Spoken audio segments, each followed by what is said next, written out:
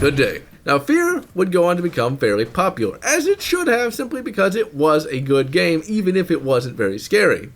Now, it would receive 2 expansion packs, and we're going to be taking a look at the first one today, called Extraction Point. Now, Extraction Point takes place immediately after the first game, and you have to try to escape the city after a nuke goes off in it.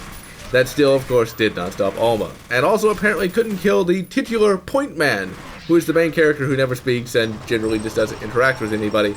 Although you have to wonder, when people talk to him and he doesn't respond, do they think he's a complete asshole? I don't know.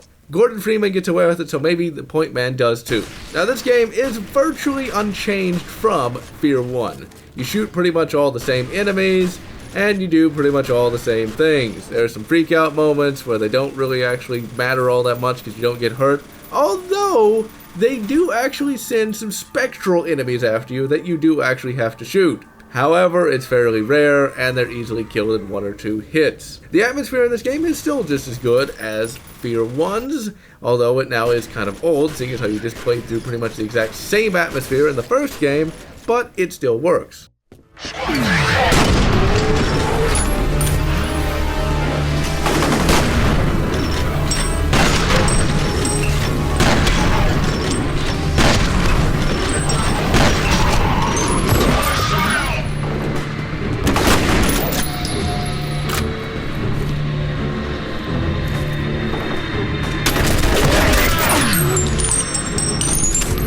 Unfortunately, the game's story doesn't make a lot of sense. Now, in the first game, the sub-boss was a man named Paxton Fettle. He was the evil psychic commander of all the clones. Now, in the first game, spoiler alert, you kill him. In this game, he comes back to life, somehow. He even says it doesn't make any sense. And I guess you kind of have to have him come back, because if he doesn't, you don't have any enemies, because Alma apparently doesn't want to attack you, or send spectral enemies after you, even though she does at times. This game is already losing logic already at the first bloody expansion pack.